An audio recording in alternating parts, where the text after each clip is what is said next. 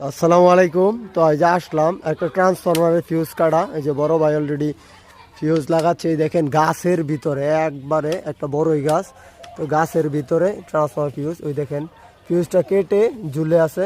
তো এই ফিউজটা এখন লাগাবো। তো দেখেন কিভাবে আমরা ওই ব্যারেলটা নামাই এবং এটাকে কিভাবে আমরা নতুন করে ফিউজ দিয়ে লাইনটা চালু করি। এখন বর্তমানে ট্রান্সফরমারটা বন্ধ আছে।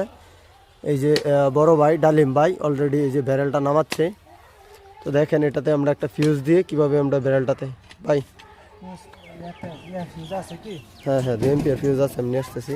তো এই যে ব্যারেলে ফিউজ লাগানো হয় কিভাবে দেখেন। এই যে বড় ভাই এটা হচ্ছে 2 এম্পিয়ার ফিউজ, এই যে হ্যাঁ এখানে লেখা আছে 2 এম্পিয়ার। হ্যাঁ 2 এম্পিয়ার। এটা হচ্ছে 10 কেভি ট্রান্সফরমার, 10 কেভি ট্রান্সফরমারে 2 এম্পিয়ার ফিউজ ব্যবহার করতে।